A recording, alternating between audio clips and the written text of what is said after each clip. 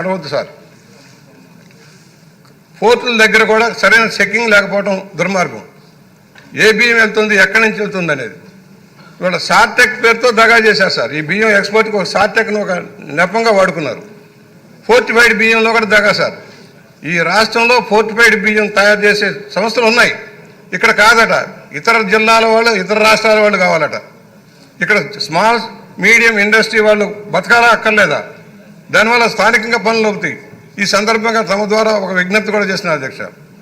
రాష్ట్రంలోని ఏ కొనుగోళ్ళైనా ఈ రాష్ట్రంలో తయారైన ఉత్పత్తులు కొనాల్సిన అవసరం ఉంది, సివిల్ సప్లైస్ కానీ ఏ శాఖ అయినా. దానివల్ల ఇక్కడ ఉత్పత్తులకు డిమాండ్ వస్తుంది. జిఎస్టీ కూడా మనకే వస్తుంది సార్.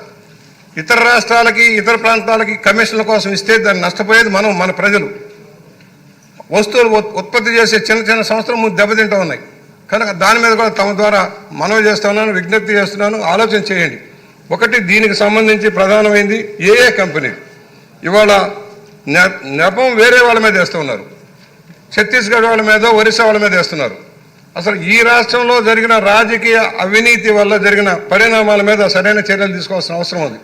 నేను ఒకటే చెబుతున్నాను, దాని మీద ఏ కంపెనీలు, లావాస్ ఇంటర్నేషనల్, అశోక ఇంటర్నేషనల్, ఎవరు ఈ సంస్థలు, దీని బ్యాక్గ్రౌండ్ ఎవరు, ఎంతెంత సీజ్ చేసాం, సీజ్ చేసిన బియ్యాన్ని ఏం చేస్తూ ఉన్నాం.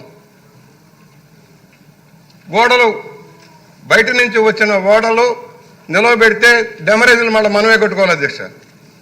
డెమరేజ్ మన మీద పడుతుంది. ఆ పరిణామాలు లేకుండా ముందుగానే చెక్ చేసుకోవాల్సిన అవసరం ఉంది.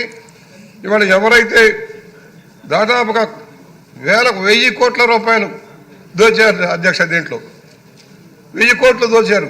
ఇంకా జరుగుతాను ఇతర ప్రాంతాల్లో కూడా. నేనేమంటున్నానంటే ఊరికి 6A కేసులు పెట్టి పెనాల్టీ వేయటం కాదు. ఎలాగైతే మనం తెచ్చిన ల్యాండ్ గ్రాబింగ్ చట్టం లాంటి చట్టం తెచ్చి పేద ప్రజల సంక్షేమానికి అడ్డుపడుతున్న, రాష్ట్ర ఎక్స్చెక్కర్కి నష్టం కలిగిస్తున్న వ్యక్తుల మీద కఠిన చర్యలు తీసుకోవాల్సిన అవసరం ఉంది. పీడీ యాక్ట్లు పెట్టి లోపల పెట్టాల్సిన అవసరం ఉందని సవినయంగా నేను ద్వారా మనం చేస్తున్నాను. అది చాలా సుదీర్ఘంగా వివరించారు పెద్దలు. సో చేత తర్వాత ప్రశ్నించవలసిన వాళ్ళు సూటిగా మనోహర్ గారిని ప్రశ్నిస్తే ఆయన సమాధానం చెప్తారు. అంతకని ఇంత సుదీర్ఘంగా కాకుండా